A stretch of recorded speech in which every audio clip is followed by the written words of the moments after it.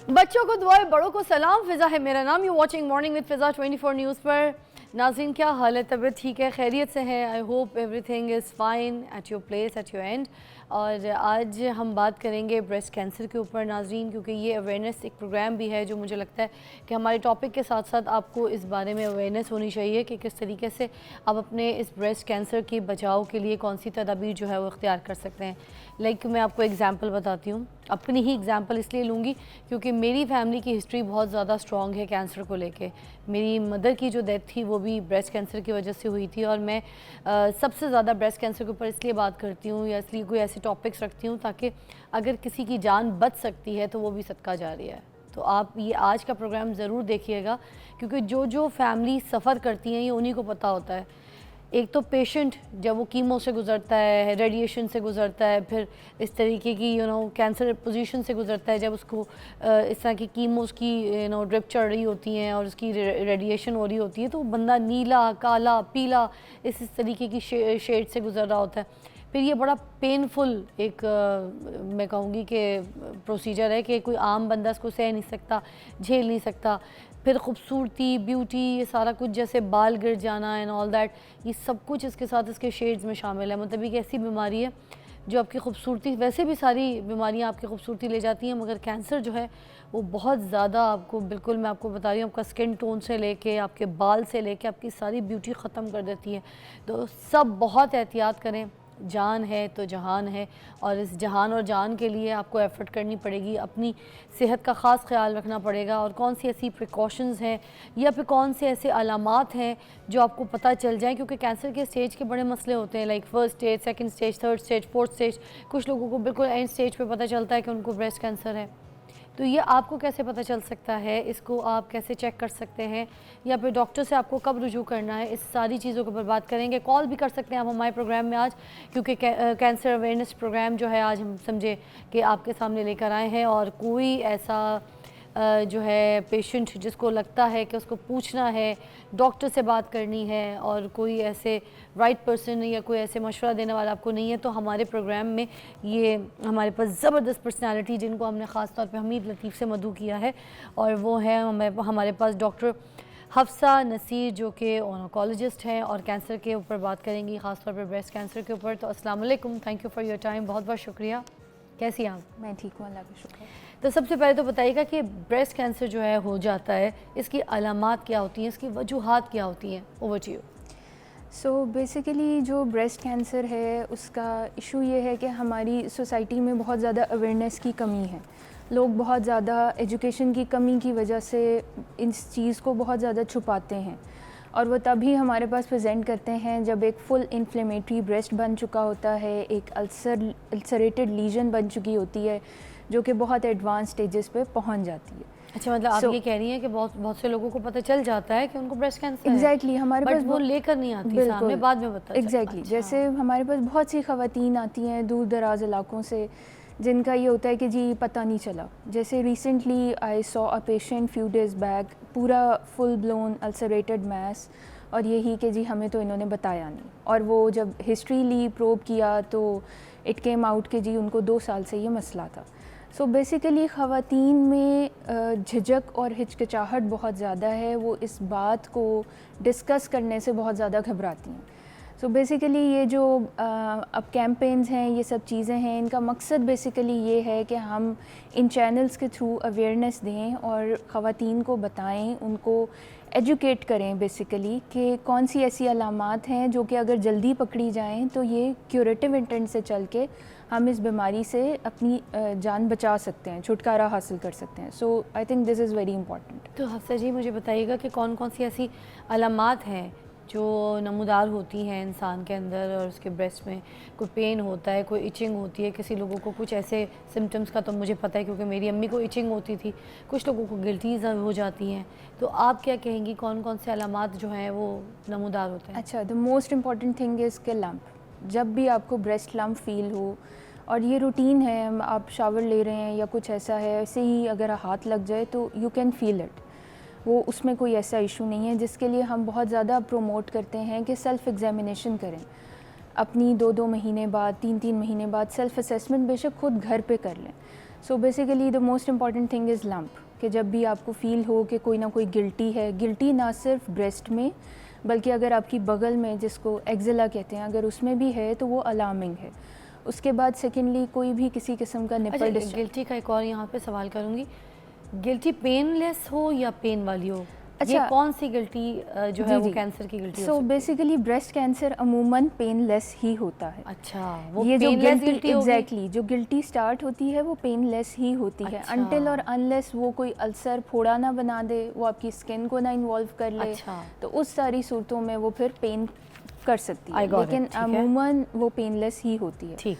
उसके बाद कोई आपको एबनॉर्मल अपनी स्किन लग रही है, जैसे हम एक आम एग्जांपल देते हैं कि किन्नू का छिलका, जिसको हम अपनी मेडिकल टर्म में प्यूडी ऑरेंज अपीयरेंस कहते हैं, कि जैसे अगर आपको महसूस हो कि आपकी स्किन का कलर चेंज हो गया है, स्किन हार्ड हो गई है और वो जर्नलाइज्ड हार्डनेस है, और आपके वो नॉर्मल दूसरे वाले ब्रेस्ट से एक कंपैरिजन अगर आप करें तो आपको फील हो कि there is a marked difference, तो ये कुछ ऐसी चीज़ें हैं कि जो कि रेड फ्लैग्स हैं, अलार्मिंग हैं, जिसमें आपने अपने किसी ना किसी डॉक्टर से ज़रूर रजू करना है। अच्छा, और वो पूरे ब्रेस्ट की ही स्किन ऐसे हो जाएगी? हाँ, जनरली ब्रेस्ट की ही स्किन जो है वो पूरी की पूरी इन्वॉल्व होके वो रेडिश सी हो जाती समटाइम्स है। एक साइड ब्रेस्ट का मसला होता है, समटाइम्स दोनों लोगों को ऐसे पेशेंट होते हैं जो दोनों ब्रेस्ट पे प्रॉब्लम आ जाती है, तो अगर एक साइड पे भी प्रॉब्लम है तब भी यही चेकअप हाँ, तो अगर फौरन एक वैसे? एग्जैक्टली अगर एक साइड आप निगलेक्टेड करेंगे, निगलेक्ट रहेगी, तो ऑब्वियसली वो कॉन्ट्रालेटरल इन्वॉल्व कर लेगी। ठीक है। लेकिन कभी कभार ऐसे भी होता है कि प्राइमरीली बायलैटरल ब्रेस्ट कैंसर्स होते हैं।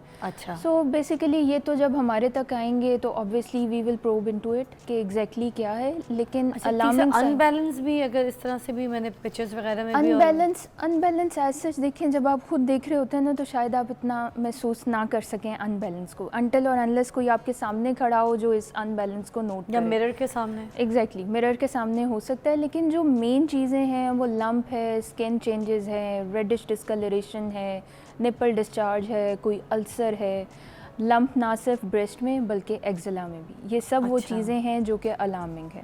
अच्छा, किन फैक्टर्स की मौजूदगी में ब्रेस्ट कैंसर का सबब बनती हैं? अच्छा देखें, इसमें सबसे इम्पॉर्टेंट चीज़ है family history. Family history is very important, कि कुछ ऐसी म्यूटेशंस होती हैं, मतलब हेरिडिटरी फैक्टर्स, जेनेटिक वगैरह, बिल्कुल matter करते हेरिडिटरी हैं? फैक्टर्स। कुछ म्यूटेशंस ऐसी होती हैं जो during 9 months of development of the child वो प्रोड्यूस हो जाती हैं, जिनको हम जर्म लाइन या जेनेटिक म्यूटेशंस कहते हैं। और कुछ म्यूटेशंस ऐसी होती हैं जो ड्यूरिंग एज जो है, जैसे जैसे इंसान ज़िंदगी अपनी गुजारता है उसमें वो म्यूटेशंस होती हैं, जिनको हम सोमेटिक म्यूटेशंस कहते हैं। So basically hereditary factor is one of the most important factor के जो कि चांसेस ऑफ ब्रेस्ट कैंसर को बहुत ज़्यादा इंक्रीज़ कर सकता है। उसके बाद ओबेसिटी, जितना आपका एब्डोमिनल फैट होगा उतना ही कुछ ऐसे हार्मोन्स होते हैं जो कि आपके ब्रेस्ट कैंसर की प्रोडक्शन को इंक्रीज़ करते हैं। Oh really? एग्जैक्टली तो जितना आपका एडिपोज टिश्यू होगा उतनी ही वो जो कन्वर्जन होगी उन हार्मोन्स की वो उन एडिपोज टिश्यू में ज़्यादा होगी। So it is again another positive factor for breast cancer. Then smoking to some extent, और उसके अलावा ये जो हम ख़वातीन में काफ़ी कॉमन प्रैक्टिस है OCPs यूज़ करने की, ओरल कॉन्ट्रासेप्टिव पिल्स। सो ये सब कुछ फैक्टर्स हैं जो कि ब्रेस्ट कैंसर कर सकते हैं। कोई ऐसी रेडिएशन फॉर एनी रीज़न, कोई लिम्फोमा हुआ हो या कोई थायराइड का इशू हो, पहले कोई थायराइड कैंसर हो जिसकी वजह से इस एरिया में रेडिएशन अगर मिली है तो इवन कि वो भी प्रमोट कर सकता है ब्रेस्ट कैंसर के चांसेस को। Oh my God. अच्छा, हमें वैसे तो ब्रेक लेनी है, मगर एक छोटी सी चीज़ और साथ पूछना चाहूँगी, ये भी बता दीजिएगा कि ये जो ब्रेस्ट कैंसर जब हो जाता है और अगर कोई औरत प्रेग्नेंट है और उसको प्रेगनेंसी में पता चला है कि उसको जो है ना ये कैंसर हो चुका है ब्रेस्ट का, तो वो जब बच्चा पैदा होता है तो उसको ब्रेस्ट फीड करवा सकती है? अच्छा, अब उसमें इस तरह है कि we have to see the type, कौन सी टाइप है। कुछ टाइप्स ऐसी हैं कि जिसमें हमने ओरल टैबलेट्स देनी होती हैं। So oral chemotherapy after completion of chemotherapy, so with those oral tablets breast feeding हम नहीं करवा सकते। अच्छा। So we have to see, ये बहुत ज़्यादा पेशेंट टू पेशेंट वेरी करता है, type of tumour and there are various factors जो इन सब चीज़ों में आ जाते हैं। Okay, will take a break, will be right back. हमारे पास डॉक्टर अफसा मौजूद हैं और आज आपको ब्रेस्ट कैंसर की अलामात बता रही है, उसके प्रिकॉशंस बता रही है, उसका सोल्यूशन बता रही है कि कैसे बचा जा सकता है। स्टे ट्यून, आप कॉल भी कर सकते हैं। देखते रहिए मॉर्निंग विद फिज़ा।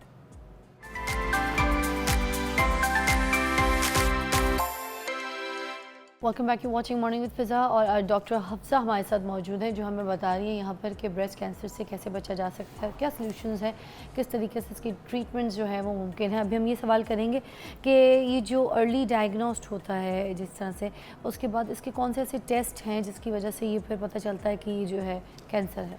अच्छा, सो बेसिकली सबसे पहले जो इम्पोर्टेंट बात है कि diagnosis, you have to go for diagnosis. उसके लिए जो है जिस पे बहुत ज़्यादा फोकस किया जाता है वो है mammogram. So you have to get it done mammogram after 45 years on yearly basis. कि आपने मेमोग्राम से हमें फिर पता चलता है कि एग्जैक्टली कोई लंप है और उसको आगे कैसे प्रोसीड करना है। मैम कोई ऐसी चीज़ तो नहीं होती कि अगर ब्रेस्ट कैंसर सपोज नहीं है, सिर्फ खदशा है और मेमोग्राम करा लिया जाए तो उसके बाद कोई सिम्टम्स ऐसे पैदा हो जाएं? कुछ लोग डरते हैं ना कि अब कैंसर हो जाएगा, नहीं मेमोग्राम हो गया और उसके बाद तो होना ही ये होना। जस्ट एक मिथ है जो हम लोगों ने ऐसे ही आम लोगों ने बनाई हुई है, ऐसी कोई बात नहीं है। Mammogram is the diagnostic test. और मेमोग्राम के अलावा ये है कि अगर आपकी फैमिली हिस्ट्री पॉजिटिव है तो आपको बड़ा स्ट्रिंजेंट प्रोटोकॉल फॉलो करना है फॉर स्क्रीनिंग। कि आपने 45 साल से 5 साल पीछे जाके 40 साल की उम्र में स्क्रीनिंग अपनी स्टार्ट कर देनी है। So these are the guidelines. अच्छा, और ये हर अस्पताल में अवेलेबल है या फिर सिर्फ शौकत मेमोग्राम? नहीं, मेमोग्राम हर हॉस्पिटल में अवेलेबल है। आप किसी गवर्नमेंट हॉस्पिटल की बात कर लें, शौकत खानम है, जितने डायग्नोस्टिक सेंटर्स हैं, आईडीसी हो गया, चुगताई हो गया, हमीद लतीफ़ हो ये गया, कोई महंगा शौकत टेस्ट खानम। है? नहीं, ये इतना महंगा टेस्ट नहीं है और मेरा ख्याल है जान से ज़्यादा महंगा तो नहीं बात है। तो सही है, हाँ। तो इसलिए ये इतना ज़्यादा इसके कोई चार्जेस नहीं हैं। अच्छा, और इसके अलावा कोई एक्सरे भी होता है? So basically the exact term is sono mammogram. So what they do is कि मेमोग्राम के साथ अटैच्ड होता है अल्ट्रासाउंड। सो मेमोग्राम के बाद जो भी रेडियोलॉजिस्ट हैं they just get an ultrasound bilateral breast done, तो इसलिए वो उसके साथ अल्ट्रासाउंड अटैच्ड होता है। और मेमोग्राफी जो है वो किस एज में हो सकती है? क्योंकि मुझे लगता है शायद पहले अगर अर्ली एज है या यंग है तो उसमें मेमोग्राफ नहीं होता। हाँ एग्जैक्टली, आप बिल्कुल सही कह रही हैं। उसमें इस तरह होता है कि जैसे 30 ईयर्स से पहले कोई ऐसी आपकी म्यूटेशंस हैं या कुछ ऐसा है कि जिसकी वजह से पेशेंट बहुत ज़्यादा जिसने मेमोग्राम जो कैंडिडेट है वो बहुत ज़्यादा हाई रिस्क पे है, तो उन सूरतों में हम मेमोग्राम नहीं करते क्योंकि 30 ईयर्स से कम एज में अमूमन जो ब्रेस्ट टिश्यू होता है वो बहुत ज़्यादा डेंस होता है। So mammogram can actually skip the lesion. There is a possibility कि mammogram can not detect that lesion. So इन सूरतों में व्हाट वी सजेस्ट इज़ कि हम MRI करवाते हैं। सो MRI गोल्ड स्टैंडर्ड होता है at age below 30 years and at age above 30 years जब थोड़ी सी ज़रा इतने डेंसिटी नहीं होती तो उस सूरत में आपका मेमोग्राम ज़्यादा फ़ायदेमंद है। जल्दी एज में अगर डायग्नोस्ट हो जाए और पता चल जाए कि कैंसर है तो क्या इसका मुकम्मल इलाज मुमकिन है? हाँ देखें, ये इट ऑल डिपेंड्स कि आप कितना जल्दी इस चीज़ को परसू करते हैं और कितना जल्दी ये डॉक्टर के पास जाते हैं और कैसे आगे मैनेजमेंट प्लान होता है। अगर अर्ली स्टेज पे डिटेक्ट हो जाए तो स्टेज 1, 2, 3 तक ये क्यूरेटिव इंटेंट के साथ हम चलते हैं और हम मरीज़ को बाय द एंड ये गुड न्यूज़ देते हैं कि उसका ट्यूमर ख़त्म हो चुका है। Though we can never be 100% sure, क्योंकि एक जो है वो हमारा होता है और एक ऊपर से अल्लाह मियाँ का भी कुछ सारे जो भी सिनेरियोज़ आगे चलने होते हैं वो सारा कुछ होता है। लेकिन हम अपनी तरफ से ज़रूर पेशेंट को मेक श्योर करते हैं कि अगर अर्ली डिटेक्शन हो गई तो हम क्योर की तरफ ही जा रहे हैं। अच्छा डॉक्टर हफ्सा, मुझे बताइएगा ब्रेस्ट फीड अगर करवाती है कोई औरत तो क्या ब्रेस्ट कैंसर के चांसेस कम हो जाते हैं? अच्छा, अब आपको एक बड़ी इंटरेस्टिंग बात बताऊं कि there are basically 3 types of breast cancer, ठीक है। और पहले ये एक मिथ होती थी कि मैं भी जब मेडिकल में थी when I was in MBBS तो मैं सुनती थी कि पढ़ती थी इनफैक्ट कि अगर बच्चे नहीं हैं तो it is a risk factor for breast cancer. ठीक। सो मैं आपको एक इंटरेस्टिंग बात बताऊं कि दोनों सूरतों में ज़्यादा बच्चों का होना भी is a risk factor for breast cancer. मेरी अम्मी के 8 बच्चे थे। सो ज़्यादा बच्चों का होना भी is a risk factor for breast cancer. और इनफैक्ट कोई बच्चे का होना तो चलें है ही है, कि it is a risk factor कि बेसिकली जो आपके ब्रेस्ट है वो अल्लाह मियाँ का एक निज़ाम है कि वो अपने फाइनल प्रोलिफरेशन लेवल तक नहीं पहुंचता जब तक एक जो खातून है वो प्रेग्नेंट नहीं होती। अच्छा। सो उस तरह भी एक रिस्क ऑफ ब्रेस्ट कैंसर बढ़ जाता है। अच्छा, ठीक है। और मुझे ये बताइएगा कि जो ब्रेस्ट कैंसर है ये ख़वातीन के लिए कितना ख़तरनाक होता है अगर एक ब्रेस्ट जो है वो रिमूव हो गया, ठीक है, तो क्या ऐसा चांसेस है कि दोबारा वापस आएगा? लाइक मुझे जो मैंने रिसर्च की मुझे ये पता चला कि जैसे सपोज़ ये एक जगह है, इसको सिगरेट से आप आग लगा दें सेंटर में, ठीक है, अब उसके बाद वो आग तो बुझ गई है मगर एक थोड़ा सा वो बर्न करके जो है ना ऐसे फैलती है ना, तो वो फैलती रहती है अंदर अंदर। तो क्या ये इसी तरह अंदर अंदर बीमारी फैलती रहेगी ऑर्गन्स में, हमारे दूसरे लंग्स हो गए, बाकी चीज़ें हो गए, तो उधर जो है वो अटैक कर सकती है, वो अंदर ही अंदर फैल रही होती है, इसकी कोई रुकावट, कोई उसको कुछ नहीं है? सो बेसिकली बात यह है कि जितनी आपकी स्टेज बढ़ती जाती है ना, उतना रिस्क ऑफ रिकरेंस बढ़ता जाता है। कि जैसे स्टेज 1 है उसमें हम पेशेंट्स को कहते हैं कि 80-90% तक आप क्योर हो गए हैं, chances of recurrence are very low. So breast remove करने के बाद भी डॉक्टर साहिबा? बिल्कुल एग्जैक्ट। देखें कभी कभार ऐसे होता है कि माइक्रोमेट्स होते हैं। माइक्रोमेट्स ऐसी चीज़ें होती हैं कि जो ना surgeon at the time of surgery देख सकता है, ना कोई हिस्टोपैथोलॉजिस्ट देख सकता है। कुछ ऐसे माइक्रोमेट्स होते हैं जो कि इतने छोटे सेल्स होते हैं जिनको एक आम आंख नहीं देख सकती। वो एट टाइम स्किप हो जाते हैं और वो कुछ अरसे के लिए फिर हमारी बॉडी में डॉर्मेंट रहते हैं, और फिर कुछ ऐसी म्यूटेशंस चलती हैं कि वो डॉर्मेंसी जो है वो एक्टिवेशन की तरफ जाती है, और वो रीज़न बनता है कि फ़र्दर आगे प्रमोट हो जाए कि ब्रेस्ट कैंसर कहीं और फैल जाए।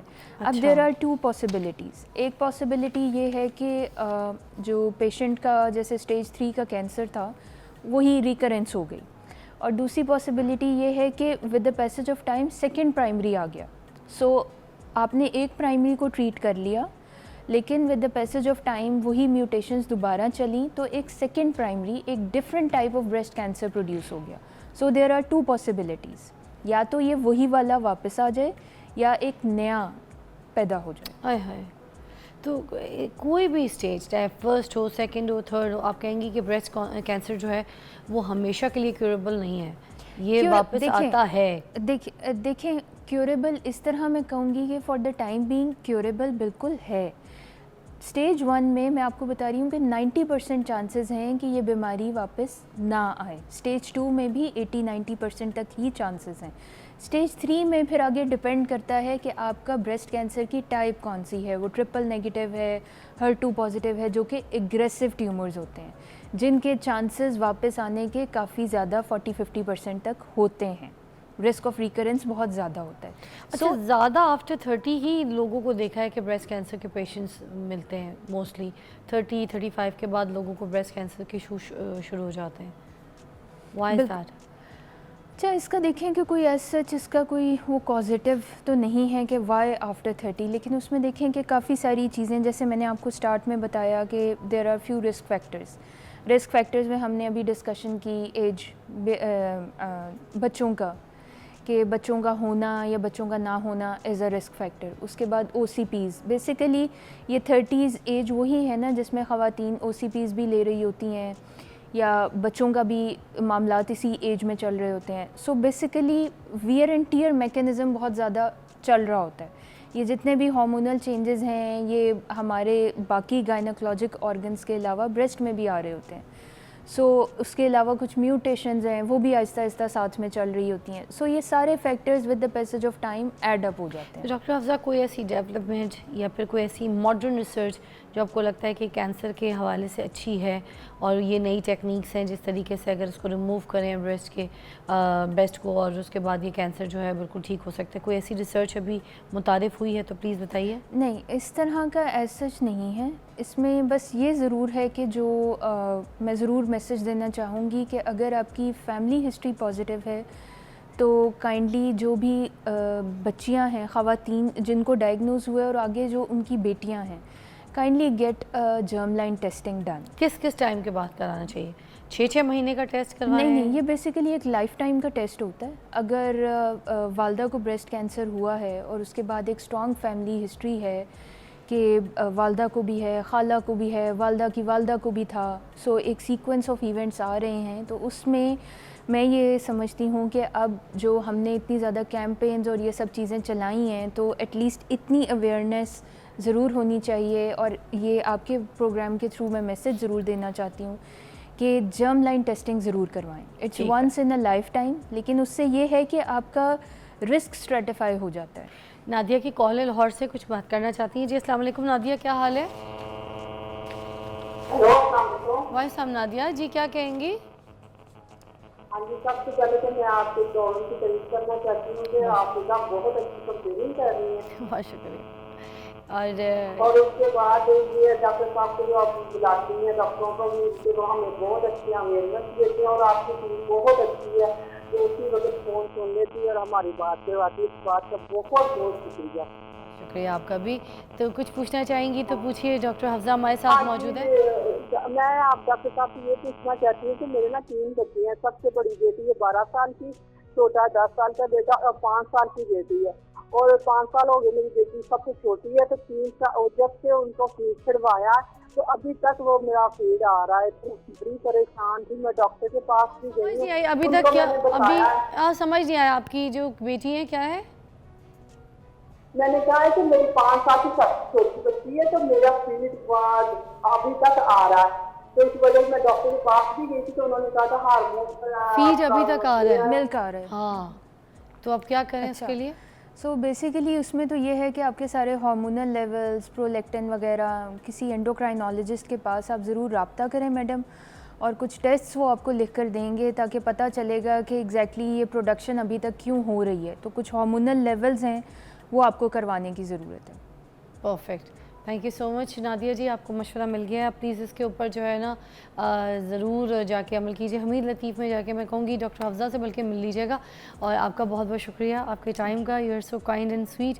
बहुत अच्छी तरीके से आपने आज ये ब्रेस्ट कैंसर के अवेयरनेस प्रोग्राम में हमारी बहुत मदद की और आप ये काम कर रही हैं। अल्लाह ताला आपको बहुत ज़्यादा इज़्ज़त और इसमें जो है ना कामयाबी अता फरमाए। Thank you so much. आपसे हम मिलेंगे एक ब्रेक के बाद, और कोई ऐसा कोई मैसेज अगर कहना है तो प्लीज़ कह दीजिए इधर हमारे जाने से पहले इसी कैंसर प्रोग्राम के लिए। ज़रूर। सो बेसिकली मैं एक मैसेज बस यही आप सबको देना चाहूँगी कि जितना जल्दी इस चीज़ को पकड़ लेंगे उतनी आपकी ज़िंदगी बच जाएगी। आप जितना इस चीज़ को छुपाएंगी, ये स्पेशली ख़वातीन के लिए है जो डरती हैं, बताती नहीं हैं। ये एक ऐसी चीज़ है जो क्यूरेटिव है।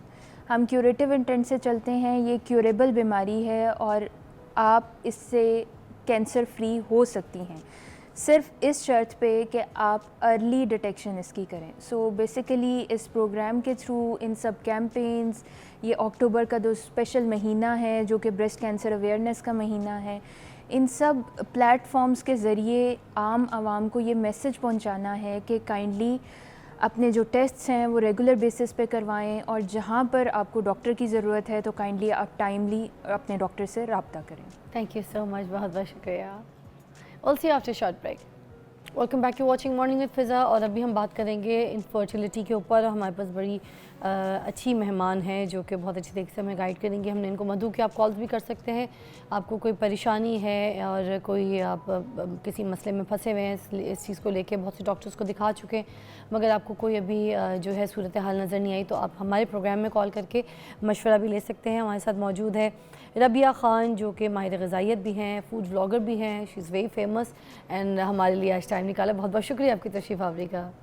कैसी हैं आप? ठीक आप कैसी हैं? ठीक है, तबीयत सही है? अल्हम्दुलिल्लाह। चलिए जी, आज हम बहुत ही इंपॉर्टेंट टॉपिक पे बात कर रहे हैं इनफर्टिलिटी के ऊपर। तो बताइएगा कि क्या ग़िज़ाइयत की कमी ख़वातीन में इनफर्टिलिटी का बाइस बन सकती है? बिल्कुल, बहुत सारे मसले मसाइल होते हैं जिसके अंदर एक जो है फर्टिलिटी का भी इशू होता है। अच्छा, अब ये मसला ऐसा नहीं है कि शादी हुई है तो उसके बाद 1-2 महीनों में शुरू हो गया।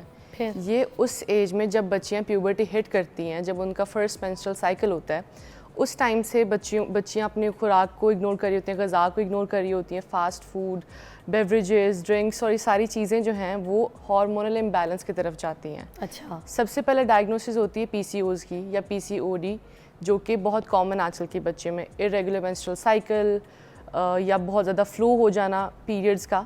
तो ये आहिस्ता आहिस्ता it leads to fertility issues. अच्छा, कौन से ऐसे मिनरल्स हैं, वाइटामिन हैं, लाइक विटामिन डी वगैरह, इसकी जो डेफिशिएंसी होती है तो? विटामिन B12 की डेफिशिएंसी, विटामिन डी और सेलेनियम। अच्छा। विटामिन B12 जो है ना, ये हमारी बॉडी प्रोड्यूस नहीं करती है, ये हमें ग़िज़ा के ज़रिए मिलता है। और ये हमें जितने भी ये अंडे हैं, गोश्त है, लिवर है, इन सारी चीज़ों से मिलती है, ये प्लांट बेस्ड नहीं होता। अच्छा, और अगर इनकी डेफिशिएंसी हो तो रिप्रोडक्टिव जो हेल्थ सेक्स, होती है हमारी, आपके हार्मोन्स जो होते हैं वो हाँ। बिल्कुल डिस्टर्ब होते हैं, जिसकी अच्छा। वजह से आप you are unable to reproduce या कंसीव करते हैं तो मिसकैरेज हो जाता है, तो ये प्रॉब्लम्स होते हैं। अब लोग फर्टिलिटी को समझ नहीं पाते। हमारे यहाँ पे शादी के 2 महीनों बाद कहते हैं बच्चा क्यों नहीं हो रहा, लड़की बांझ है, लड़के में मसले हैं। 1 साल तक आप जब ये प्रोसेस होता है 1 साल का, अगर आप कॉन्टीन्यूसली शादी के बाद 1 साल तक ट्राई कर रहे हैं, 1 साल तक आपने कंसीव नहीं किया तो उसके बाद आपने कंसल्ट करना है डॉक्टर को। 1 साल तक आपने चिल करना है। उसके अगर आप 30+ हैं तो 6 मंथ्स का टेन्योर होता है। फीमेल्स में एजिंग का फैक्टर बहुत मेजर होता है। अगर एक फ़ीमेल 30+ है तो कंसीविंग थोड़ी सी डिले हो जाती है, तो शादी के 6 महीनों बाद उनको चेक करवाना चाहिए अगर वो 6 मंथ्स ट्राई करते हैं। तो ऐसा है कि एजिंग भी बहुत बड़ा फैक्टर है ग़िज़ा के साथ साथ। अच्छा, और ये इनफर्टिलिटी के जो चांसेस हैं, क्या ये डाइटिंग की वजह से भी बढ़ जाते हैं? आपको पता है हर कोई डाइट कर रहा है, कोई कीटो डाइट पे पड़ा हुआ है, कोई प्रोटीन डाइट पे है, कोई अपनी घर की डाइट बना के वो खा रहा है जो उसको अपनी मर्ज़ी से खाना है, मगर डाइटिंग चल रही है फुल। ये डाइटिंग होती नहीं है, ये होता है कि आप फाकों की तरफ जा रहे हैं। लोग बिल्कुल कुछ नहीं खा रहे हैं तो बिल्कुल एक ही अपने फूड सोर्स की तरफ जा रहे हैं, या तो बिल्कुल कार्ब्स को इग्नोर कर रहे हैं या बिल्कुल फैट्स को इग्नोर कर रहे हैं। हर चीज़ अगर जब तक बैलेंस नहीं ना होती आपकी बॉडी में, तब तक आपको पॉजिटिव चीज़ें नहीं दे सकती है। तो आपकी मेंटल हेल्थ भी इग्नोर होगी, आपकी फर्टिलिटी भी इग्नोर होगी। अगर आपकी डाइट बैलेंस है ही नहीं तो आपके बहुत सारे मसले मसाइल आ जाते हैं, जिसमें मेजर फर्टिलिटी का इशू है। हार्मोन्स आपके डिस्टर्ब होते हैं, स्लीप की वजह से भी आपके हार्मोन्स बहुत डिस्टर्ब होते हैं। तो स्लीप साइकिल तो सबका ख़राब है, सारे बैठ के सोशल मीडिया स्क्रॉल कर रहे होते हैं पूरी पूरी रात बैठ के। ऐसा ही है, इसकी वजह से बहुत सारे मसले आ रहे हैं। और सबसे मेजर जो मसला होता है वो टमी फैट होता है, बेली फैट होता है, वो बहुत जल्दी आ जाता है। जिनका पेट बाहर निकला होता है वो अच्छा? खाने की वजह से नहीं निकलता, फिर कॉर्टिसोल की वजह से निकलता है। इसके बारे में ज़रा एलैबोरेट कर दें, मुझे पता है कि बहुत से लोगों को समझ कोई नहीं आई। अच्छा, एक स्ट्रेस हार्मोन होता है। जब आप परेशान होते हैं, आपका जो हाइपोथैलेमस है एक हार्मोन रिलीज़ करता है जिसका नाम है कॉर्टिसोल। अब रात को ना आप 9-10 बजे नहीं सोते हैं तो आहिस्ता आहिस्ता 11 बजे तक वो रिलीज़ होना शुरू हो जाता है बॉडी में। ठीक है। आपकी बॉडी स्ट्रेस में रहती है। अच्छा। आपकी बॉडी स्ट्रेस में है, आपका पेट बाहर आ जाता है। और ये 1-2 दिन का प्रोसेस नहीं है, आप 1-2 साल मुसलसल आपका स्लीप साइकिल ऐसा ही है। तो उन लोगों के पेट बहुत बाहर होते हैं जो रात की ड्यूटीज़ करते हैं, उनमें बहुत ही प्रॉब्लम होता है। तो जितने लोग परेशान रहते हैं उनको होता है कि हमारा पेट क्यों नहीं कम हो रहा, फैट नहीं कम हो रहा। असल में वो परेशान है जिसकी वजह से उनका पेट कम नहीं हो रहा। खुश रहेंगे तो पेट भी कम हो जाएगा। क्या बात है, सही। देखिए कितनी अच्छी रिसर्च बताई है। और नो डाउट रात सोने के लिए अल्लाह ताला ने बनाई है और दिन जागने के लिए और सुबह काम करने के लिए। आप फ्रेश उठें तभी ये पॉसिबल हो सकता है जब रात की पूरी नींद ले लें। ऐसे ही मगर हम तो बस जो अल्लाह ताला ने निज़ाम बनाया उससे ऑपोजिट चलना है। हमने पता नहीं कौन सी साइंस पैदा करनी है। ऐसा ही है, तो निकालें पेट अपना बाहर पर इसी तरह। अच्छा, मुझे बताइएगा ये जो फूड डेफिशिएंसी होती है, ये हार्मोनल इम्बैलेंस होते हैं, इसके दरमियान क्या ताल्लुक़ है और ये इनफर्टिलिटी में कैसे किरदार अदा करता है? अच्छा, डेफिशिएंसी और इम्बैलेंस। डेफिशिएंसी होती है आप वो प्रोटीन या मिनरल या वो चीज़ नहीं ले रहे जो आपको न्यूट्रिएंट लेना चाहिए, उससे आपकी बॉडी में कमी हो जाती है। लेकिन इम्बैलेंस होता है, जैसे मैंने आपको बताया, लोग कीटो डाइट कर रहे हैं, टोटली प्रोटीन पर आ गए हैं, कार्ब्स को और फैट्स को इग्नोर कर रहे हैं। तो इम्बैलेंस होता है कि आप कुछ ना कुछ न्यूट्रिएंट्स ले रहे हैं लेकिन वो बैलेंस नहीं है। मतलब आपकी प्लेट में अगर 5 चीज़ें होनी चाहिए उनकी जगह आप 3 पे फोकस कर रहे हैं, ये इम्बैलेंस होता है। लेकिन डेफिशिएंसी क्या होती है, आप वो चीज़ कंज्यूम ही नहीं कर रहे। जैसे पालक बहुत इंपॉर्टेंट है फीमेल्स के लिए, बहुत ज़रूरी है पालक खाना, लेकिन वो फीमेल्स नहीं खाती हैं और उसकी वजह से उनको विटामिन डी डेफिशिएंसी होती है और डिफरेंट मिनरल डेफिशिएंसीज होती हैं। और जो है लड़कियां समझती हैं कि शायद सप्लीमेंट्स लेने से वो बेहतर हो जाएंगी। सप्लीमेंट से या आप बिल्कुल टॉक्सिसिटी की तरफ चले जाते हैं, यानी आपने बहुत ज़्यादा की मिकदार में ले लिया, बहुत ज़्यादा ले लिया, या बिल्कुल आप सप्लीमेंट्स नहीं लेते तो फ़र्क ही नहीं पड़ता आपको। तो कौन सी ऐसी डाइट्स हैं जिससे ये सारे मसले हल हो सकें? एग्स का बहुत इम्पॉर्टेंट यूज़ है आपकी डाइट में। आपकी फ़िश कम से कम हफ्ते में 3 मरतबा लेनी चाहिए। वो कपल जो कंसीव करते हैं उनके अंदर चांसेस, जो कंसीव नहीं कर पाते हैं वो फ़िश का यूज़ नहीं करते अपनी डाइट में। और 30 to 40% है, मैं अभी सुबह ही रिसर्च पढ़ी थी, 30 to 40% कपल्स वो हैं जो अंडों और फिश का इस्तेमाल नहीं करते। ये सिर्फ ऐसा नहीं है कि फ़ीमेल कंज्यूम करे मेल ना कंज्यूम करे, नहीं, मेल के लिए भी ज़रूरी है, फीमेल के लिए भी ज़रूरी है। इनफर्टिलिटी तो दोनों के साथ इशू हो सकता है, इसमें कोई ऐसा मसला तो नहीं। जी। अच्छा, हम ब्रेक से वापस आएंगे तो फिर हम लाइफस्टाइल के ऊपर बात करेंगे कि कौन सी ऐसी लाइफस्टाइल जो है वो चेंज हो गई जिसकी वजह से ये इनफर्टिलिटी के इतने प्रॉब्लम्स इश्यूज जो हैं आ रहे हैं। पहले ज़माने में तो कुछ नहीं होते थे, लाइक मैं वही बात कर रही थी कि मेरी अम्मी के तो 8 बच्चे थे। इसी तरह मैं किसी पड़ोस की भी बेल बजा लूँ ना, पूछूँ आंटी आपके कितने बच्चे थे, तो वो भी कहेंगे बेटा 10, 9, 8, ये गिनती पक्की होती थी। तो आज के ज़माने में बेल बजाओ तो एक ही बच्चा बाहर आता है, कहते हैं अब्बू ने कहा है कि वो घर पे नहीं है। Take a break.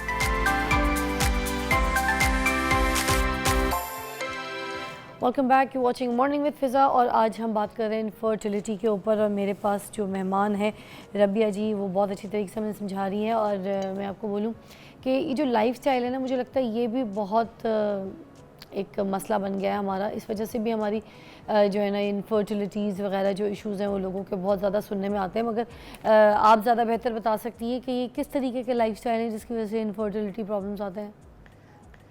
लोग आजकल चलना पसंद नहीं करते हैं, लिफ्ट से जा रहे हैं पहले दूसरे फ्लोर पे, चलना पसंद नहीं करते, गाड़ियाँ हैं सबके पास, तो इतना सेडेंट्री लाइफस्टाइल हो गया, आप काउच पोटैटो बन चुके हैं सब, इधर से उठ के वहाँ पे नहीं जाना। एक तो आप चल नहीं रहे हैं, आपके फैट्स बर्न नहीं हो रहे, आपको जितनी ज़रूरत है एक दिन में चलने की उतना आप नहीं चल रहे हैं। उसके अलावा आपका स्लीप साइकिल, जैसे मैंने आपको पहले ही बताया है, स्लीप साइकिल आपका बहुत इंपॉर्टेंट है। आपकी डाइटरी हैबिट्स बहुत ज़्यादा मैटर करती हैं, आप कितनी पानी कंजम्पशन कर रहे हैं, क्योंकि छोटी छोटी चीज़ें बन के ना एक बहुत मेजर चीज़ बना देती हैं, and that leads to fertility issues. उसके अलावा मैंने अभी आपसे बात की थी कि जो कॉन्ट्रासेप्टिव पिल्स का यूज़ होता है, यूजुअली कपल्स करते हैं, फीमेल्स करती हैं, तो उसकी वजह से भी आपके जो सेक्स हार्मोन्स होते हैं बहुत सप्रेस हो जाते हैं, जो आपको कंसीव करने में हेल्प करेंगे, जिसकी वजह से फर्टिलिटी के बहुत इश्यूज आते हैं। एक अरसा आपने ECPs का यूज़ किया है अपनी through out the life 3-4 years, और उसके बाद you're एक्सपेक्टिंग कि एकदम से बेबी हो जाए, तो आपकी बॉडी है, इसको टाइम लगता है फिर वापस अपनी रूटीन में आने के लिए, तो उसमें भी बड़े प्रॉब्लम्स आते हैं कि ECPs के यूज़ से भी फर्टिलिटी के बहुत इश्यूज होते हैं। अच्छा, कौन सी ऐसी ग़िज़ाएँ हैं जो खानी चाहिए आपको लगता है कि जिस वजह से ये इनफर्टिलिटी इश्यूज़ ना आएँ, आपकी डाइट में ज़रूर शामिल होनी चाहिए? गार्लिक, टर्मरिक, हल्दी और गार्लिक, उसके अलावा जिंजर का यूज़ बहुत करना है। ये सारी चीज़ें ना मेल सेक्स हार्मोन्स को भी बहुत बूस्ट करती हैं और फीमेल्स को भी, जो लिबिडो होता है उसको भी इंक्रीज़ करती हैं। अक्सर कपल्स में लिबिडो की जो है ना बहुत कमी हो जाती है, जिसकी वजह से they are unable to conceive and they are unable to produce the baby.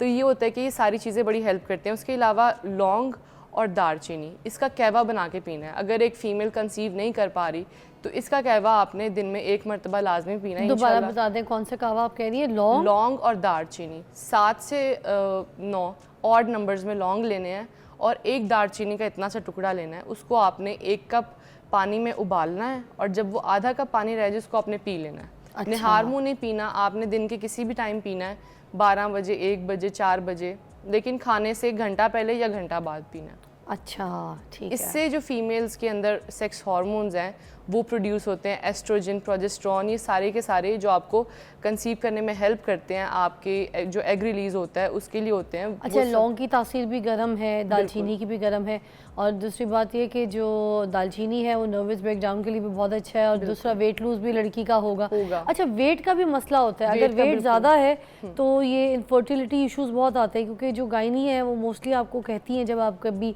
उनके पास जाएँ इश्यूज़ लेके, तो आपको सबसे पहले कहेंगी कि बीबी वेट कम करो, अपना पेट अंदर करो, अपना वज़न कम करो, ये वेट है तो इतने पे आओ। तो why is that important, please elaborate. जो हमारा आइडियल बॉडी वेट है उसका मतलब ये होता है कि इस वेट पर आपकी बॉडी बहुत अच्छे से काम करेगी, आपके जितने भी इश्यूज़ हैं, हेल्थ इश्यूज़ हैं, वो सब उस पर जाके ठीक होंगे।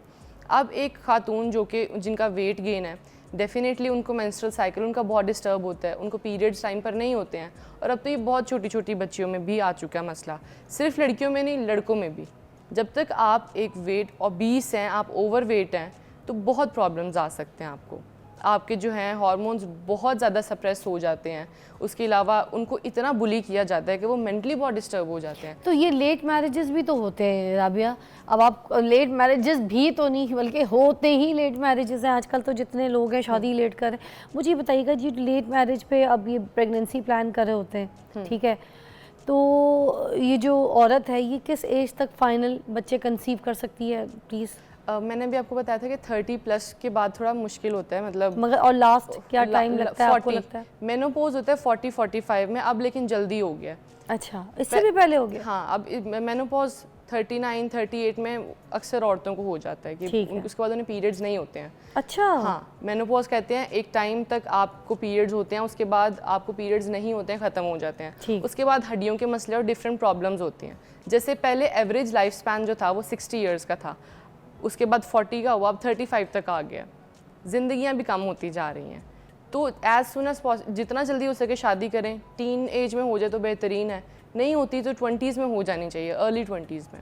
अच्छा, जल्दी शादियाँ होती हैं, अंडरस्टैंडिंग होती है, अंडरस्टैंडिंग जब तक बिल्ड नहीं होती है you will not go for. ये सारे हार्मोन्स इश्यूज, ये सब कुछ, प्रेगनेंसी इश्यूज, ये सब कुछ आप कहती हैं कि लेट मैरिजेस की वजह से ज़्यादा जो है ना वो बढ़ रहा है। अब मैं ऐसा भी नहीं बोल रही कि गलत इंसान से जल्दी शादी कर लो और पूरी ज़िंदगी पछताओ, ये भी नहीं है। एक सही इंसान दे के सही टाइम पे शादी हो जानी चाहिए। गलत इंसान को सही करने की ज़रूरत नहीं है, बिल्कुल, वरना आपकी सेहत गलत हो जाएगी। Exactly. अच्छा जी, बहुत शुक्रिया, आपने बड़ी अच्छी तरीके से गाइड किया, हमें बताया। एक आखिरी सवाल भी मेरे दिमाग में घूम रहा है, वो भी बता दें कि जो सप्लीमेंट्स वगैरह होती हैं ना, जो मल्टीविटामिन्स वगैरह हो गई, कोई ऐसे मेडिसिन जो डॉक्टर्स भी रेकमेंड कर देते हैं समटाइम्स, या फिर किसी से सुना के तो औरतें जाके फार्मेसी से ख़रीद लेती है, इज़ दैट रियली कारआमद कोई है इसका बिजनेस, या फिर बस बेकार है, इनको नहीं खाना चाहिए? सप्लीमेंट्स आपकी जितनी भी कमी है उसको पूरा करते हैं, लेकिन प्रॉब्लम यह है कि हम डायग्नोसिस के बगैर, ब्लड टेस्ट होते हैं बाकायदा, आपके मिनरल टेस्ट होते हैं कि आपकी बॉडी में किस चीज़ की डेफिशिएंसी है, जब तक वो डायग्नोस नहीं होती आप सप्लीमेंट्स नहीं ले सकते। अगर आप लेते हैं तो आपको प्रॉब्लमेटिक होती है। लोगों को पत्थरियाँ बहुत होती हैं आजकल, किडनी में हो गई, ब्लैडर में हो गई। उसकी वजह ये होती है कि आप इतने सारी सप्लीमेंट्स अलग अलग टाइम पे ले रहे हैं और आपको लग रहा है वो आपको फ़ायदा पहुंचा रही है, लेकिन वो आपको पत्थरी कॉज कर रही है, वो डिफरेंट चीज़ें आपको कॉज कर रही है। तो जब तक आप खून के टेस्ट नहीं करवाते तब तक आपको सप्लीमेंट्स नहीं लेने चाहिए, या डॉक्टर या डाइटिशियन कोई सिम्टम ऐसा देख रहा है कि वो सजेस्ट करे। जैसे हमें पता है कि अगर एक बंदे के उसके हाथ ख़राब हुए हैं, नाखून ख़राब हैं, बाल ख़राब हैं, तो उससे उनको प्रॉब्लम होती है और फिर सप्लीमेंट्स उनको करते हैं recommend. Thank you so much Rabia, बहुत अच्छी तरीके से गाइड किया आपने, and you are so sweet and kind. Time आपने निकाला अपने फैंस के लिए और यहाँ पे अच्छी तरीके से सेलिब्रेट किया, बहुत शुक्रिया। अच्छा जी, मैं आपसे ये कहना चाहूँगी, जिस तरीके से राबिया ने बताया उसको थोड़ा सा जूस करके पॉइंट टू पॉइंट आपको समझाना चाहूँगी। इनफर्टिलिटी के जो मसले आते हैं नाज़रीन, वो ये है कि मेन जो पॉइंट्स मैंने भी राबिया से सुने, एक तो लेट मैरिजेस, ठीक है, ये आप समझ जाएं कि लेट मैरिज होगी तो फिर आपको प्रॉब्लम आएंगे, क्योंकि आपके मोनोपोल्स जो है वो ख़त्म हो सकते हैं आफ्टर 40, किसी भी टाइम 39 के बाद, तो you can not have the baby and इस तरह के ड्रीम्स ना देखिए, फिर छोड़ दें अगर आपने फिर से लेट मैरिज इन्जॉय करनी है, बट बच्चे नहीं हो सकते फिर। उसके अलावा जो आपका लाइफस्टाइल है जो डिस्टर्ब हो गया, उसकी वजह से भी ये सारा इनफर्टिलिटी प्रॉब्लम होती है। डाइटिंग करने की वजह से भी इनफर्टिलिटीज़ होती हैं। उसके अलावा जो और क्या था तीसरा, आपने क्या लास्ट क्या कहा था? ECPs जी, ECPs, यस, कॉन्ट्रासेप्टिव पिल्स। तो आगे जो पिल्स वगैरह इस्तेमाल की जाती है ना, कि जिस वक्त अभी प्रेगनेंसी नहीं करनी है, उसके बाद में जब प्लान करते हैं तो कुछ नहीं होती, तो इन सारी चीज़ों का एहतियात कीजिएगा। ये मैंने दोबारा रिपीट कर दिया। अल्लाह ताला सबकी गोद भरे, सबको बच्चा जो है वो नसीब करे, और ब्रेक के बाद मिलते हैं आपसे। Welcome back, you watching morning with Fiza. नाज़रीन, ज़बरदस्त मेहमान हमने यहाँ पे मधु किए हैं, क्योंकि एक ज़बरदस्त टॉपिक के ऊपर बात करेंगे, तो पर्सनैलिटी भी फिर वैसी होनी चाहिए थी, मगर मैं बताऊँ कि मौजू क्या है। मौजू है सस्ती शादी। जी जनाब, आज के दौर में क्या सस्ती शादी होती है? क्या सस्ती शादी की जा सकती है? और अगर की जा सकती है तो वो कैसे मुमकिन है? क्योंकि पाकिस्तान में सस्ती शादी तो बहुत अहम है। देखिए जी, बच्चा जैसी पैदा होता है ना, तो हम उसको कहना शुरू कर देते हैं तुम्हारी टीचर से शादी करा दें, तुम्हारी फलाने से शादी करा दें, ऐसी है। तो हम इस पे बात करेंगे, क्योंकि लड़की जो है बेचारी वो तो ख्वाब देख रही है बचपन से, शादी शादी शादी शादी।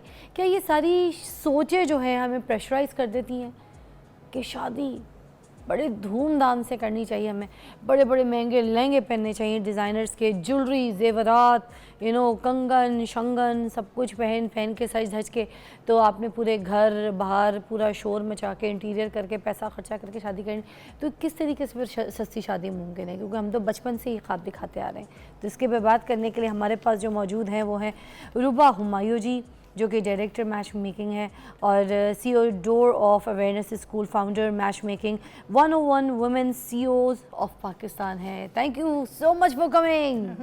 How are you? I am fine, thank you. मतलब इतना बड़ा डेजिग्नेशन है आपका, ये भी मैंने कम पढ़ा है, मैं अभी देख रही थी प्रोफाइल आपका। You are such an amazing personality, ठीक है। तो ये 101 CEOs ऑफ पाकिस्तान जो है ये क्या सिस्टम है, कैसे बनी आप माशाल्लाह से, और ये आपको ओहदा कैसे मिला? ये एक प्लेटफॉर्म है जो कि ज़ीशान ज़िया राजा साहिबा ने बनाया, और इसमें पूरे पाकिस्तान से ख़वातीन का वो 101 वो ख़वातीन 101 ख़वातीन को इकट्ठा किया है जो कि कुछ इनक्रेडिबल हैं, जो कोई काम ऐसा डिफरेंट किया है जिन्होंने, तो उसमें हर ऐसी खातून को उन्होंने उसमें इंक्लूड किया। अब इसके 2 वॉल्यूम आ चुके हैं, तो उन दोनों वॉल्यूम्स में मेरा इंटरव्यू शामिल है। वाह वाह। तो रुबा जी मुझे बताइए कि सस्ती शादी जो है आज के दौर में मुमकिन है? बिल्कुल मुमकिन है। इसमें सिर्फ थोड़ी सी हमारी एक तो अवेयरनेस चाहिए, हमें अल्लाह से थोड़ा सा राब्ता हमारा मजबूत हो, और दुनिया को दिखाने के लिए जो बहुत से काम हम कर रहे होते हैं ना, उससे बाहर आने की ज़रूरत है। देखिए इस्लाम ने भी बहुत सिंपल शादी का, देखें आप मस्जिद में जाते हैं, 4 गवाह हो, निकाह हो और आपकी शादी मुनक्किद हो जाती है। बाकी वलीमा जो है वो भी सुन्नत है, लेकिन जो सिंपल तरीन शादी हो सकती है वो मुझे कोविड में देखने को मिली, क्योंकि लोग जाते हुए डरते थे, तो कोविड में 4-4 गवाह पूरे करने मुश्किल हुए होते थे लोगों की, तो वो शादियां भी तो हो ही गई हैं ना। बेशक। तो ये जितने भी हमने ज़्यादा बड़ी बड़ी तकरीबात और लेना देना, ये सारा नाक रखने के लिए कि दुनिया क्या कहेगी। दुनिया तो एंड पे इन्ना लिल्लाह ही कहती है बस, और तो कुछ नहीं कहती। सीरियसली। तो हमें एक तो अल्लाह को राज़ी करना, हमारा जब मतमा नज़र होगा ना, तो हम बहुत से दिखावों से निकल आएंगे। और लड़कियां इस कदर जो बाज़ रिश्ते ना होने की वजह से और बाज़ फाइनेंशियल प्रॉब्लम होने की वजह से 1 करोड़ से ज़्यादा बच्चियाँ अनमैरिड बैठी हैं। ये एक सर्वे के मुताबिक मुझे जब पता चला तो मेरा दिल खून के आंसू रोया कि देखें ये क्या पाकिस्तान में क्या हो रहा है। हमें अपनी थोड़ी सी इन चीज़ों से बाहर आना होगा, दिखावों से बाहर आना होगा, और ये काम करने में पहल करनी होगी लड़के वालों को, क्योंकि लड़के वालों का अगर प्रेशर ना हो तो लड़की वाले बहुत इजी हो जाएंगे। इस तरह से दोनों म्यूचुअल अंडरस्टैंडिंग से एक घर आबाद करें, और जो भी विरासत की बजाय जब जहेज़ अब रखा जाएगा ना, तो फिर ये मसले होंगे।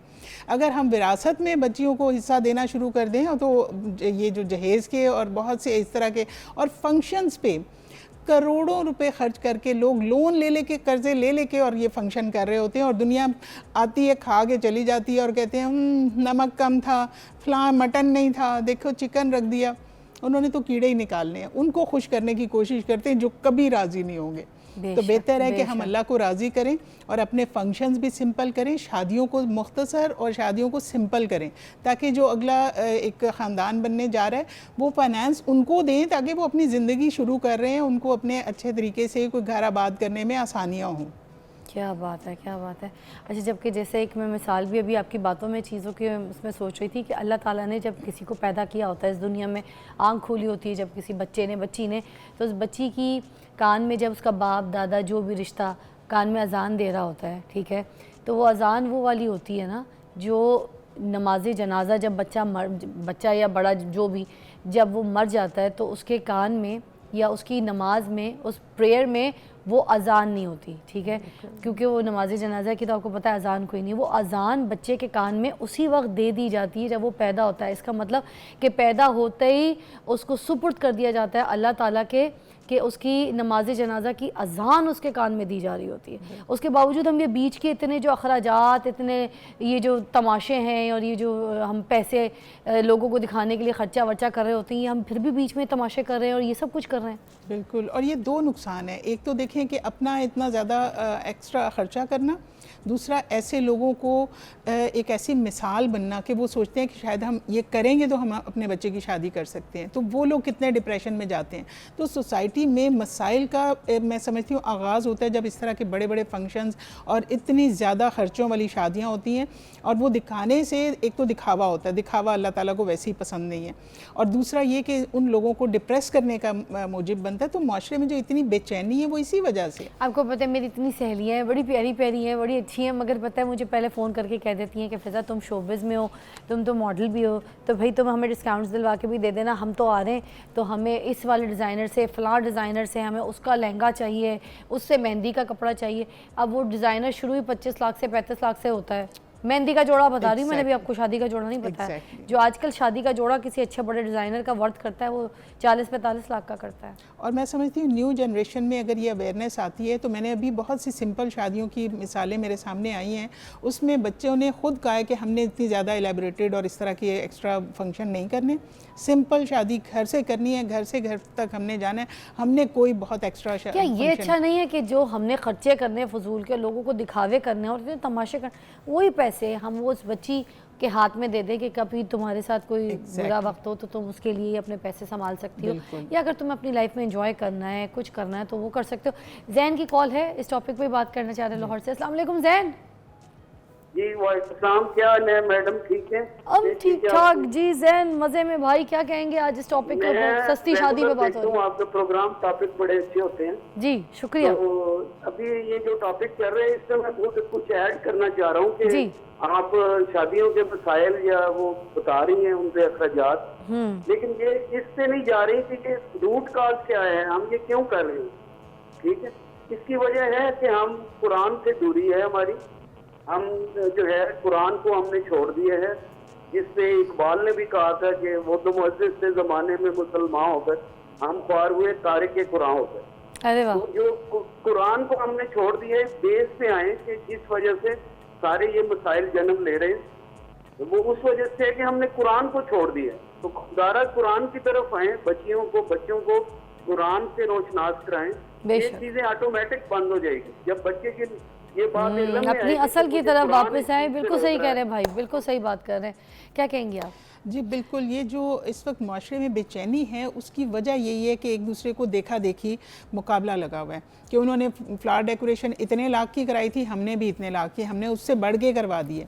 उन्होंने फ़लाँ काम और दुल्हनों के जोड़ों के ऊपर वहाँ कहाँ से तैयार हुई हैं और ये यानी कि कितने गेस्ट थे और क्या क्या कितने फंक्शन हुए। बहुत से मैंने ऐसी फैमिलीज़ देखी हैं जो कि मकरूज़ हैं और वो इतने शादी के फंक्शन रखते हैं और बाद में कर्ज़े उतारते रहते हैं कि हमारी नाक ना कट जाए। जी, तो अल्लाह के आगे जब वो उन कोई फ़िक्र नहीं कि हम अल्लाह क्या कहेगा, फजूल खर्च को अल्लाह ताला ने क्या कहा है। मैं आपको बताऊं, यहाँ पे भी गलतियाँ हो रही है कि कुरान पाक की सूरतें तो पढ़ पढ़ के दम कर रहे होते हैं एक दूसरे को भी, बच्चों को भी, घर में सबको, मगर होता क्या है कि जो कुरान में लिखा है, जो सूरत का मतलब है, ठीक है, जो आयत का मतलब है, उसको समझने का कोई टाइम नहीं है, ना उसको अपने ऊपर तारी करेंगे समझ के। इसी वजह से भी कुरान से दूरी है। एक और कॉल है, याहिया की शामिल करते हैं। अस्सलाम वालेकुम याहिया जी। वालेकुम सलाम फिजा बहन, कैसी हैं आप? क्या बात है, जरूर कोई बहुत ही अच्छी बात करेंगे। मैं बिल्कुल ठीक ठाक हूँ। चले जी टॉपिक पे बात करें। क्या कहेंगे याहिया भाई? आज सस्ती शादी पे बात हो रही है। बिल्कुल, मैं देखिए फिजा, मैं तो इस बात का सतीश से ताई हूँ। बात ये है कि जो आजकल शादियां जो है ना, यकीन करें बॉलीवुड की शादियां हो गई। हाँ, इनकी देखा देखी ऐसा लग रहा है कि जैसे कोई फिल्म बन रही है। आप बिलीव करें, उससे पता क्या प्रॉब्लम, मैंने जब किया बाकी हमारे कराची में शादी की, उसमें इतना एहतमाम हुआ, दूल्हा दुल्हन की फोटो सेशन ऐसे हो रहा था, शूटिंग हो रही है और जो मेहमानों को कुछ पूछ नहीं रहा था, तो ऑडियंस में तो वो एक फोटोग्राफर ने कहा कि जो है आप ऑडियंस जरा साइड में हो जाएं। तो मैंने उसके भाई को बुलाया, मैंने कहा भाई हम मेहमान हैं, हम कोई फिल्म देखने नहीं आए, आप अपने मेहमानों को एंटरटेन नहीं कर रहे। तो शादियों का ये ट्रेंड बन चुका है। और बात ये है कि गणेश जी के जिनको अल्लाह ने पैसे से नवाजा करें तो समझ में आती है। कुछ लोग ऐसे होते हैं, अब एक बेटी की शादी पे आपने पैसे खर्चे अच्छे खाते, उसके बाद आप अगर मकबूल फिर वो दूसरी पे करने पाए तो इतनी बेइज्जती वाली लोगों की फीलिंग होती है। लेकिन बात ये कि हम कुरान की बात कर रहे हैं ना, सॉरी टू से फिजा, मैं बड़ा माजरत खान और वही से बात करूंगा, मैं अपनी भी बात करूँ ना, तो हमने एज ए हिदायत इसको नहीं लिया, एज ए बरकत ले रहे हैं कि भाई बरकत आ रही। बरकत कैसे आएगी जब हिदायत नहीं होगी, जब उसको पढ़ेंगे नहीं तो हिदायत तो मुमकिन ही कोई नहीं है। क्या बात है जी, क्या मेरा बात है? सवाल इनसे, मेरा सवाल जो है, देखिए बात हम सब बातें बना रहे हैं। मैंने तो आज अपनी बहन को, अपने बच्चे, मेरे 2 बेटे हैं, मैंने उनसे कहा कि देखो जो ओवर स्पेंडिंग नहीं शादी में करेंगे, ये पैसे आपके बच्चों के काम आ सकते हैं ना। ये आप लोग खा पी के कपड़े देख के कौन किसको याद रहता है, फिर वही बुराई करेंगे, यार खाने में नमक कम था, कोई जगह कपड़े ऐसे सिलवा दिए और ये कर दिया, बातें तो बने। बोतलें गर्म थी, खीर जल्दी खत्म हो गई, चावल रखे नहीं। सही बात है, बहुत सही बात कर रहे हैं। लोगों का तो काम है कहना, बातें तो करनी है। उन्हें एक ब्रेक लेते हैं, ब्रेक के बाद आप या की बात का जवाब भी दीजिएगा। बात बड़ी अच्छी की, उन्होंने टिका के बोली है। आप बताइए ना ज़रूर, जो आप हमारे साथ शेयर करी थी वाक़यात। जी बिल्कुल, इस वक्त जो है ना शादियों का जो मसला है बहुत ज़्यादा गंभीर होता जा रहा है। लोग शादी इसलिए डिले कर रहे होते हैं कि हमारे पास इतने करोड़ होंगे तो हम ये इतने ढेर सारे फंक्शन कराएंगे। कोई केस बताएं। और बाकायदा लोन लिए जाते हैं और इतने बैंक लोन उनके पास होते हैं, फिर उसके बाद वो शादियों के इतने ढेर सारे फंक्शन कराते हैं और पता चलता है अभी शादी की एनिवर्सरी भी नहीं हुई और डिवोर्स हो गई है। तो ये जो दिखावे की शादी है उनकी फिर यही असल जो मसाइल का वो सामना होता है उन्हें। दुनिया को खुश करने के लिए और दुनिया दिखावे के लिए सारे काम किए जा रहे होते हैं और उसके बाद बीच में असल रूट कॉज जो होता है वो फिर उसके ऊपर तो काम ही नहीं हुआ होता, ना अल्लाह की रज़ा के लिए कुछ किया होता है। और लड़की वाले बेचारे वो भी प्रेशर में होते हैं, वो भी कर्ज़ों में डूबे हुए होते हैं, ये भी कर्ज़ों में डूबे हुए होते हैं और फिर फाइनेंशियल इस तरह के मसाइल आते हैं कि वो आगे डिवोर्स तक बात चली जाती है। तो ये इस तरह की मिसालें हमारे सामने, और मीडिया भी इसमें बहुत रोल प्ले कर रहा है। मीडिया ने भी ऐसी ऐसी मिसालें कायम की हैं जो लोगों ने नहीं भी सोचा होता, वो भी दिखा दिखा के उनको उस तरफ लेके जा रहे होते हैं। तो मीडिया भी बहुत अच्छा रोल प्ले कर सकता है। अच्छी मिसालें कायम करें, अच्छे ड्रामे ऐसे दिखाएं कि लोगों का माइंडसेट अच्छी डायरेक्शन में जाए। तो ये इस वक्त जो सोसाइटी में जो मसाइल है मैं समझती हूँ उसमें मीडिया का बहुत बड़ा रोल है। तो मीडिया भी अपना रोल प्ले करे। मीडिया भी, मैं आपको बताऊं, मीडिया में जैसे कुछ बहुत से ऐसे मॉर्निंग शोज भी हैं, ड्रामास तो देखो दिखा ही रहे हैं, ये तो फैक्ट सी बात है। वो चीज़ दिखा रहे हैं जो रियलिटी से दूर है। मगर हमारे बहुत से ऐसे मॉर्निंग शोज भी हैं जो बहुत सी ऐसी फेक शादियाँ करते हैं। जस्ट कोई असल शादियाँ नहीं होती, बहुत ही कोई रेयर कोई हो भी, तो अगर रेयर भी हो भी रही हैं कुछ सही शादियाँ भी, तो इतने ज़बरदस्ती के इतने सेट पे पैसे लगाते हैं। क्योंकि मैं खुद भी एज अ गेस्ट उधर बहुत सी शादियों को अटेंड कर चुकी हूँ मॉर्निंग शोज़ की। तो जो प्रॉब्लम ये होती है कि इस तरीके का जो दिखावा, इतने सेट पे पैसे लगाना, फिर उसके जो है ना कपड़ों पे, दुल्हन के, फिर गेस्टों के, फिर सेलिब्रिटीज़ को बुला के ऐसे महंगे महंगे लहंगे पहनाना। ठीक है, अब अपने तरफ से उनकी तो प्रमोशन चल रही होती है, उनको तो पैसा आ रहा है, डिज़ाइनर की तरफ से भी हर एक का स्पॉन्सर का पैसा पकड़ने, ज्वेलरी का भी, लोगों का भी, केटरिंग का भी। ठीक है, मगर जो बाकी बंदे सामने बैठ के देख रहे हैं वो तो उल्लू बन रहे हैं ना, उनको क्या पता, वो तो ऐसे खोता दिमाग लेके बैठ जाते, कहते अच्छा ये पहना था मैं भी पहनूंगी। अम्मी ये देखें इस शो पे, मॉर्निंग शो पे, ये देखें लड़की ने दुल्हन, मैं भी पहनूंगी। वो सेलिब्रिटी ये पहनी, अम्मी मैं भी पहन। अब वो बेचारी माँ खप खप के वो माँ जो बच्चों को खुद कपड़े सी के पहनाती थी बचपन में, ठीक है, अपने कपड़े, मोस्टली ये होता था माँ के कपड़ों में से कपड़ा बच गया तो माँ अपनी बच्ची के कपड़े पेवनों में जोड़ के तो खूबसूरत एक नया डिज़ाइन बना के बच्चों को पहनाती थी। यही ट्रेंड था। हमारी अम्मी ने तो ऐसे पहना। आज के दौर में वो बच्चियाँ जो हैं वो डिमांड कर रही हैं 30-30, 35-35 लाख के लहंगे। तो वो जो बाप है, वो जो बेचारा मस्जिद जा रहा है नमाज़ पढ़ने के लिए, ठीक है, और वापसी में उसने कोई रास्ते में राशन लेकर आना है, कोई आटा, कोई सब्ज़ी, कोई फल, तो वो तो किस डिप्रेशन में आता होगा कि मेरी बेगम ने कहा कि बच्ची ने इतने लाख का जोड़ा पहनना है, तो मेरे पास तो शादी के अखराजात पूरे करने के लिए पैसे नहीं है, मैं इस बच्ची की ख्वाहिश कैसे पूरी करूँ। मतलब वो बाप को पता है मैं नहीं कर सकता पूरी, मगर उसको जो मेंटल टॉर्चर और प्रेशर है, आपको नहीं लगता कि बाप के कंधे वैसे ही बोझ तले होते हैं जब बेटियाँ पैदा हो जाती हैं। अब वो किसके आगे जाके हाथ फैलाए, किसके ठुड्डे खाए, किसके आगे जलील हो, किसके आगे भीख करे। मतलब भिखारी से वो थोड़ी जो रोड पे मिल रहा है, भिखारी तो वो भी आपने अपने बाप को भी बना दिया। माँ भी वो जो जेवर उसने अपने बीमारी के लिए, बुढ़ापे के इलाज के लिए, कि मियाँ बीवी कभी किसी उम्रे में निकल जाएं किसी एक बच्चे की शादी करके, या हज कर लें, या कोई ऐसी अपनी ज़िंदगी को एंजॉय कर लें, या किसी बीमारी इलाज के लिए पैसा जोड़ रहे हैं, वो पैसे उनको अपने बच्चों की शादी के लिए फूटी फूटी कौड़ी देने के लिए जेवर बेचने पड़ रहे हैं। क्या फ़ायदा है ऐसी शादी का, मुझे बताएं ना। क्या ये बच्चे नहीं सोचते? मैं एक छोटी सी मिसाल आपको देती हूँ। अभी पिछले कुछ सालों में मेरे सामने एक फैमिली की शादी आई है जिसमें मैंने देखा है कि एक बच्ची थी, उसे बड़ी ख्वाहिश थी मेरी बड़ी एलेबोरेटेड, बड़ी फैंटेसी की शादी हो। उसने अपने पेरेंट्स को तंग कर करके इतने ढेरों फंक्शन कराए और सारा कुछ कराया, बहुत ज़्यादा उसने अपने जहेज़ भी लिया, सारा कुछ। दूसरी बहन थी, वो कहती मुझे इस तरह की शादी नहीं करानी, वो बहुत रियलिस्टिक थी ना। तो उसने कहा मुझे सिंपल सी शादी चाहिए जितने मिनिमम गेस्ट आ सकें, और उस तरह से सिंपल सी शादी। दोनों बच्चियां घरों में आबाद हैं। पेरेंट्स जो है ना वो उसकी छोटी वाली जो है ना उसको इतनी दुआएं देते, कहते तुमने तो हमें कोई किसी कर्जे में डाला ही नहीं था, हम तो बड़ी वाली के कर्जे अभी तक अदा कर रहे हैं। सालों हो गए वो बेचारे कितने बैंक्स के कितने कर्जे लेके तो उन्होंने पहली शादी की। दूसरी वाली जो थी वो खुद ही नहीं थी, उसका इतना माइंड नहीं था। मैं समझती हूँ बच्चे भी इनिशिएटिव ले सकते हैं। बच्चे अपने पेरेंट्स को इतना प्रेशर डालते हैं कि हमारी शादी में ये नहीं होगा, हमारी शादी में ये नहीं होगा। अगर बच्चे थोड़े से रियलिस्टिक हों, और अब बच्चे, नई जनरेशन जो है वो अच्छी सोच रखती है, उन्हें चाहिए कि इन चीज़ों से अपने पेरेंट्स को निकालें। वो उन्हें कहें कि रियलिस्टिक हों और सिंपल शादियाँ करें, हमें इस तरह की शादियाँ नहीं चाहिए। वो कहते हैं नहीं हमें डांसिंग फ्लोर ये चाहिए वो चाहिए, सामने हल्ला गुल्ला करना है। हल्ला गुल्ला भी अगर करना चाहें तो इतनी कोई बड़ी बात नहीं है, लेकिन जो इतने ज़्यादा उनको फंक्शंस और इतने ज़्यादा कुछ करने के लिए जब प्रेशराइज़ किया जाता है, बेचारे पेरेंट्स कहते हैं हमारे बच्चे की ख्वाहिश है। अक्सर पेरेंट्स आप देखें वो ये कह रहे होते हैं कि हमारे बच्चे की ख्वाहिश थी इसलिए हमने किया और इतने कर्ज़ों में हम डूब गए। तो ये चीज़ें बच्चे भी बहुत से अपने पेरेंट्स को ईजी कर सकते हैं। और मैं ये समझती हूँ सिंपल शादी के लिए लड़के वालों को बहुत बड़ा इनिशिएटिव लेना पड़ेगा, क्योंकि वो जब एक्सपेक्टेशन रखते हैं ना कि हमारे बच्चे की शादी पहली शादी हमने तो इतने फंक्शन करने हैं, तो उन्हें भी चाहिए कि वो ज़रा अगर फ़र्ज़ करें अफोर्डिंग भी हैं पेरेंट्स अगर लड़की वाले, तब भी उन्हें कहें कि आपने बच्ची दे दी तो सब कुछ दे दिया, हमें बहुत ज़्यादा फंक्शन आपके ऊपर नहीं डालने, एक आध फंक्शन रख लें या फिर कंबाइंड फंक्शन रख लें। कंबाइंड फंक्शन से बहुत अच्छा एक देखें, उससे ये होता है कि एक तो फंक्शन भी कम हो जाते हैं, लोग जा के भी तंग आए होते हैं, कहते हैं इनकी और दोनों शादी अपने खानदानों को भुगता देंगे एक ही फंक्शन में, एक ही कंबाइंड उसमें म्यूचुअल अंडरस्टैंडिंग से भी ये हो हाँ। सकता है। लेकिन अगर लड़के वाले कर लेते हैं तो उसमें भी कोई हर्ज नहीं है। लोगों ने इतनी बातें उन्होंने खा के भी करनी है और उन्हें अगर एक फंक्शन में जाना होगा तो तब भी वो करेंगे, उन बातें तो उन्होंने करनी ही करनी है। बल्कि मुझे तो लगता है कि अब अगर इस तरीके का अगर यही अवेयरनेस मुझे लगता है फैले, लोगों में समझ आए, शऊर आए और ये फैसला करें कि भाई हमने इसी तरीके से कम खर्च में शादी करनी है और जो पैसा जो चीज़ें हमने अय्याशी में दिखाने में लोगों को नुमाइश में लगानी वो अपने बच्चे को साथ दे रहे हैं, ठीक है, उससे बेहतर कुछ नहीं है। और अगर कुछ भी नहीं दे रहे अपने लिए सेव करें, अगर आप इतने खाते पीते घराने से नहीं, आपके बुरे वक्त के लिए। थैंक यू सो मच, बहुत बहुत शुक्रिया, बहुत अच्छा आपने समझाया, बहुत अच्छे किस्से भी हमारे साथ शेयर किए। तो ये सारी मिसालें आपके सामने हैं, अपनी शादी को खुद सस्ता बनाइए, ठीक है। वो जैसे चलती है ना सस्ती शोहरत, आजकल लोग वायरल होने के लिए कोई भी मुंह से ऐसी बात कर देते हैं या कोई ऐसी वीडियो ज़बरदस्ती की बना लेते हैं जहाँ पे सस्ती शोहरत मिल जाती है।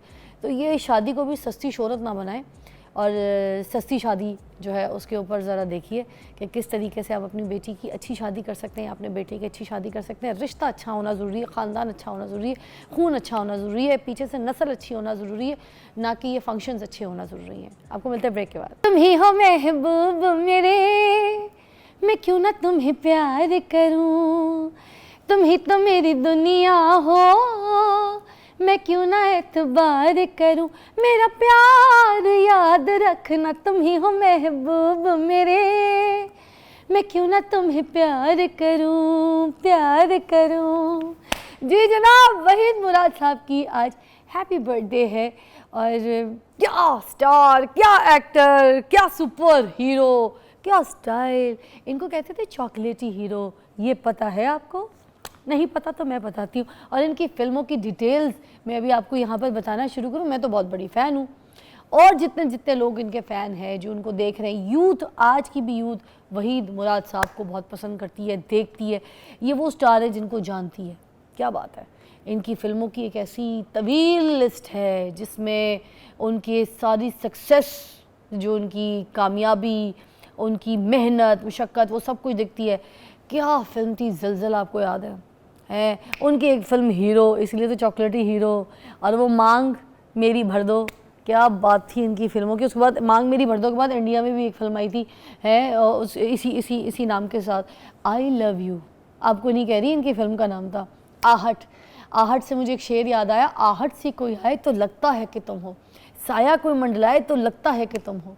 आय हाय हाय, ऐसे ऐसे क्या उनकी सक्सेस फिल्में, घेराव कैसे भूल सकते हैं, क्या कामयाब फिल्म थी इनकी। सिनेमा घर जो थे वो भर गए थे, ठीक है। और एक इनकी फिल्म थी किरण और क्या थी, है किरण और काली, हाँ किरण और काली एक इनकी, मेरे ख्याल से हम राइट, किरण और काली इनकी एक फ़िल्म थी। उसमें कौन था ये मुझे याद नहीं है, मगर उन लड़की का मुझे एग्जैक्टली, दिल ने फिर याद किया भी एक फ़िल्म थी, है ना,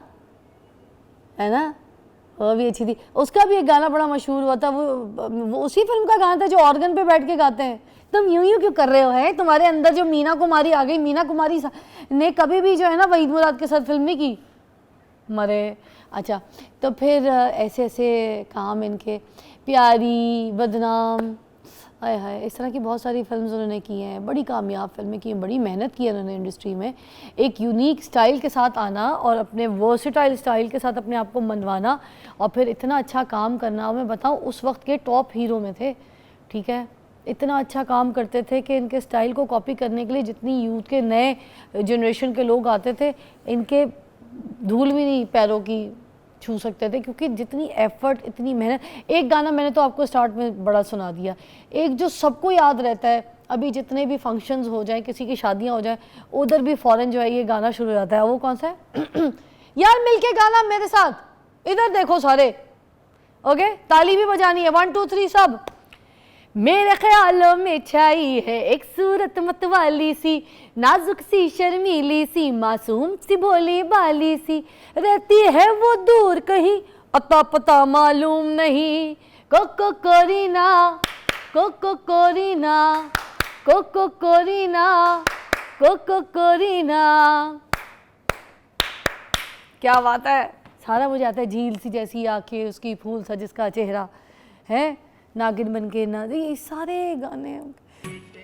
वाह जी, बात सही है। क्या यार मजाक उड़ाते हैं आदमी का, क्यों मजाक ना उड़ाया करें। Welcome back, you watching morning with Fiza. Salma Sabir मेरे साथ मौजूद हैं, ज़बरदस्त वायरल सिंगर हैं, आजकल लोग बहुत पसंद कर रहे हैं इनको, और इनकी आवाज़ भी बहुत यूनिक है, डिफरेंट है। सरगम में बड़ी पक्की हैं और सीख रही हैं, आगे बढ़ रही हैं। तो मैंने आज इनको बुलाया, टाइम मेरे पास बड़ा शॉर्ट है, इनको सुनना है हमने। सबसे पहले आपको बहुत बहुत शुक्रिया, आप हमारे शो पे आई हैं, और मेरी बहुत सारी बेस्ट विशेज़ और दुआएं आपके साथ हैं। तो आप कुछ हमें सुना दें, जो आजकल आपका सबसे वायरल है ना, वो जो नुसरत अली खान साहब का है, ठीक है, वो मगर खड़ो के सेंटर में आइए जी, इधर, ये आपका प्लेटफॉर्म। ये सलमा, ओ जी, ये इधर।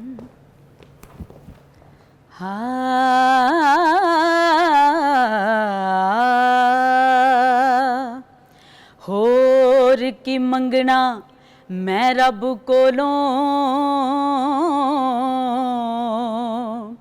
नित खैर मंगा तेरे दम दी, बाज सजन लजपाल तेरे, मैं को जियां केड़े कम दी, पल पल माने सुख वे हजारां, ते कड़ी वेखे ना कोई अलम दी, फजल हमेशा मौला रखे, ढोला तैं ते नजर करम दी, नित खैर मंगा, नित खैर मंगा सोहणिया मैं तेरी, दुआ ना कोई होर मंगदी, नित खैर मंगा सोहणिया मैं तेरी, दुआ ना कोई होर मंगदी, तेरे पैरां च आखिर होवे मेरी, तेरे पैरां च आखिर होवे मेरी, दुआ ना कोई होर मंगदी, नित खैर मंगा सोहणिया मैं तेरी, दुआ ना कोई होर मंगदे। जबरदस्त जबरदस्त जबरदस्त। अच्छा, मगर मैं जल्दी जल्दी जाने से पहले जो सजाद अली साहब का रावी वाला सॉन्ग है, अगर वो भी सुना दें फैंस के लिए हो जाए। यार शाबाश जियो, थैंक यू, मजा आ गया।